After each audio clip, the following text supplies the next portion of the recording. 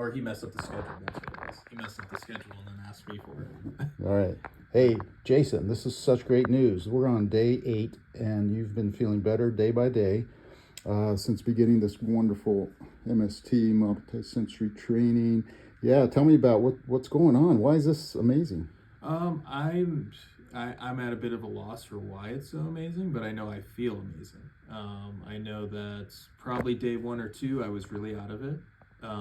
Day 3, day 4, I started to feel more like myself again. My memories started coming back really well.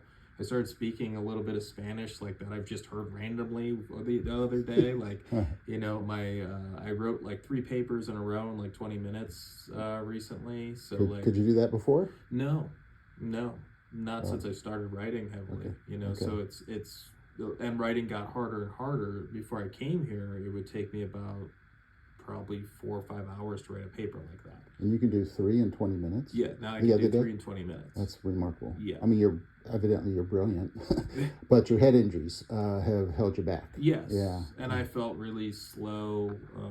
I would have headaches all the time. Anytime the weather changed, I was in a terrible mood. And I literally felt like the best thing for me was just to like hide somewhere at most days, most moments, just so like I wouldn't get angry and I wouldn't freak out and I wouldn't, I just couldn't handle myself anymore. Mm-hmm. If I had anything in my hand and something frustrated me, it was going to go through a wall. I was going to throw it. And so I had to like start to come up with ways of like, I'm getting angry, don't hold anything, right. and now I'm not frustrated by anything. You're more naturally regulated. Yes. Just on autopilot. Yes. That's why I like to refer to the autopilot instead of being strategic and having to be deliberate with how you manage yourself through this situation. Yes. Yeah. Okay. Yes. Right. Some of the symptoms that have improved already that include what? Mental processing issues, mental fogginess, of course, light sensitivity. Light sensitivity has got a lot better. I was like, that's what I was talking about this morning. I actually forgot about this until I did that live this morning. Is 2 weeks ago. My last live that I did was on a Thursday, and something happened with my microphone, and it frustrated me. But also, I didn't have a light on. I had a hat on too, on top of no light, and like so I could barely get through the video. I was messing up my words. This morning, which is funny because in the middle of treatment, I am tired still, just because the treatment does make you tired. Yeah. But I was on point. I sounded great. Like the light wasn't bothering me. Like I had the light on above my head. I had the screens up. Like it was everything was fine. So it was very different. So you're a YouTuber. You do presentations, or we do presentations, or like it's just for a company, just to promote it. So you're doing screen time considerably. So that must be difficult with the head injuries you've had. Yeah. And your last head injury was how long ago? I was 32, so that's 7 years ago now. Yeah, and so you've been suffering with this difficulty for 7 years? It's actually, I was thinking about it the other day. It's like tinnitus in my ears started because I hit my head, I don't know how many times from the time I rode very heavily professionally, 2 different points. From the time I was 15, I went pro, till I was about 22. And then I came back again and rode professionally from 25 to about 30. Okay. Then just riding around, I hit my head the last time. But I was dealing with tinnitus all the way back when I was 25, 26. Tinnitus was coming up for me. I was having certain problems that I know today are from that, but I didn't know it back then. So it's been an ongoing issue for many, many years of many head injuries. So I know I at the very least have there's at least 50 head hits or concussions, and I have at least 10 total knockouts. Tell us what your career was. So I was a professional BMX rider. I was a guy who did the bike tricks and competed in do tours and X Games and so on. And it was great. It was a lot of fun. But at the same time, I got hurt quite a bit. The Evel Knievel from my day. And beyond that. I got hurt quite a bit. And even though it was a lot of fun, I did have a lot of injuries. But back then, the head injury protocol was completely different. It was you hit your head twice, 3 times, 4 times, nobody cared. You keep riding in the contest. Then it turned. I remember the first rule we had was you could only knock yourself out twice. before the event. So, Oh. and then it turned into, obviously, probably 2010-ish, it started to change to like, no, you hit your head once, you're out. Right. But we just had no knowledge of any of it Right. back then. It's part of the reason why I didn't really ever seek help, even though I knew I probably had some issues, was I didn't know. Back then there was nothing. But now there's a lot of things, and so things like this are very helpful for that. It changes that game completely. Do you feel less dizzy? Was that one of your symptoms? Yes. I believe. Yeah, less dizzy. I was feeling extremely dizzy all the time and off balance all the time, but I didn't know it. That's the other thing. Like, I did realize from watching a lot of head injury videos from other people with head injuries, that they don't know those things. Like, they can't tell, and I couldn't either. Right. I'm dizzy as hell, but I don't know what it means. Literally, I didn't know until you put the different glasses on me. I was like, oh wow, I am dizzy as hell all the time. The room moves, and the ramps when I would ride, like, and I don't ride the same anymore, but just going and riding around, like, the ramps would look sideways to me. And so, like, this has been so different. Like, I can like look at the room and it's not like wiggling around.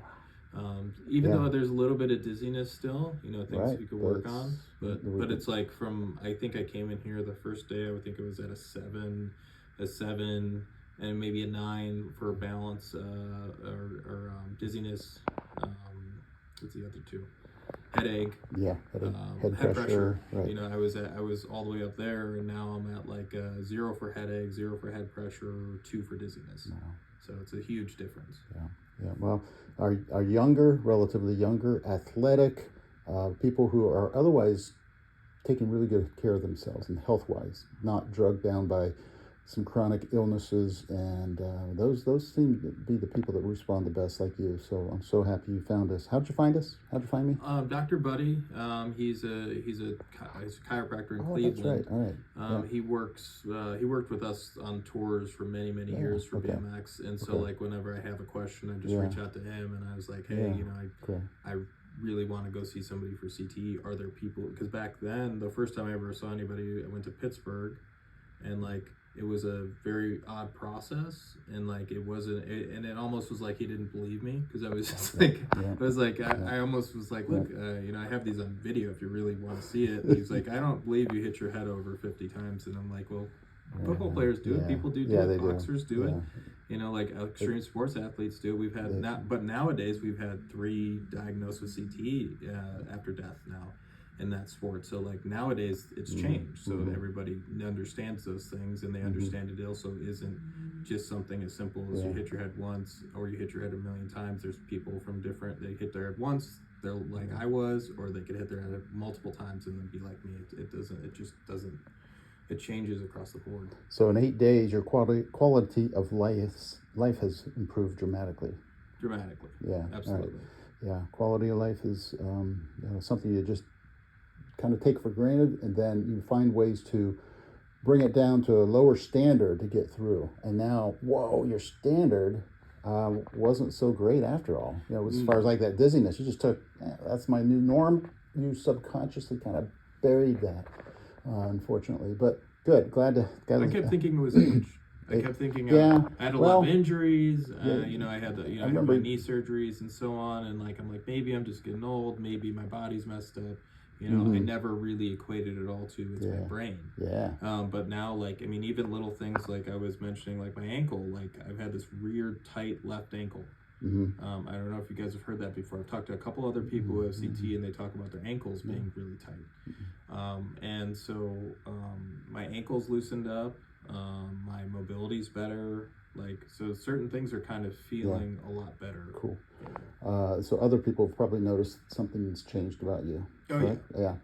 Outside observers, others are great to hear from, in addition to the patient, the perspective, because they also may not know the old you, the previous you, but some of them do, and they say, wow, you're back to your old self. And so personalities change when you have head injuries and you're suffering from those head injuries. And then a lot of times we get parents, spouses, friends say, man, he's back.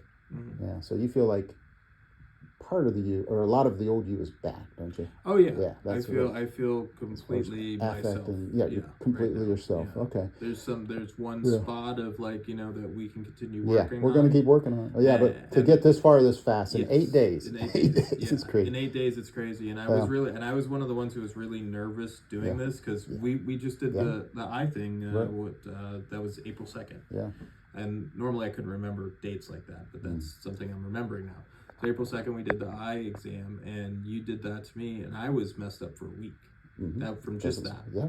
And so, like, I was like coming here, I'm like, this is gonna be terrible. I'm gonna, be out of my mind. I literally like warned everybody around me. Like I told my fiance, hey, I'm gonna actually like have to move out. Like if you fuck with me during this, like I mean, it was like a lot of things I was thinking, like, and I was like, I'm already angry. What am I gonna be then? And that first 3 or 4 days, you can go through a recalibration process that's kind of scary. So, and we always want to give people the heads up on, okay, here's worst case scenario, but it's not necessarily going to be all that bad. Yes. So this is great. And then, be sure to thank your referral source, Dr. Buddy. Let's get back on day 8, right? Oh, we're only at day 8, so this is all happening within 7 days. So, okay, all right, Jason. Thanks for all that reporting. It was kind of fun, spontaneous little interview with Jason. We just heard all his background with his injury, his recovery here, but there's more to be done. Like he said, there are areas that we need to work on, and that's why we're not nearly finished. 4 more days here or 5 more days here, and then we'll do our weekly work with him. Okay, the weekly is going to be very beneficial.